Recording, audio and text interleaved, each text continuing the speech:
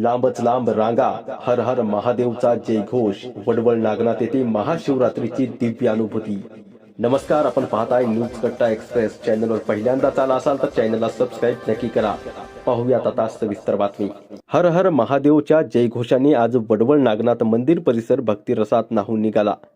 महाशिवरात्रीच्या पावन पर्वानिमित्त हजारो भाविकांनी भगवान महादेव यांच्या दर्शनासाठी लांबच लांब रांगा लावल्या।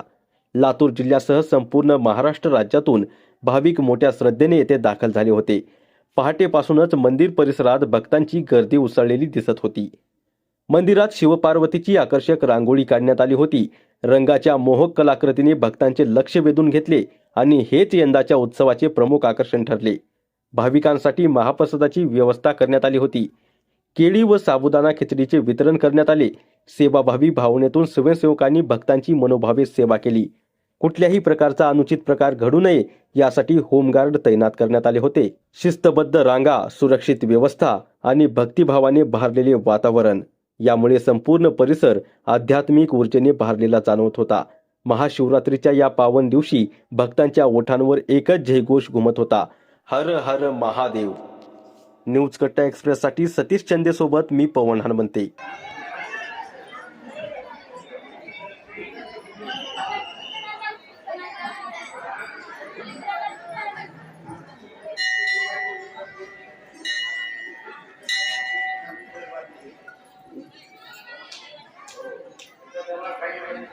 जय श्रीराम। आमच्या गावातील ग्रामदेव आहेत प्रतिसिद्ध नागनाथ महाराज।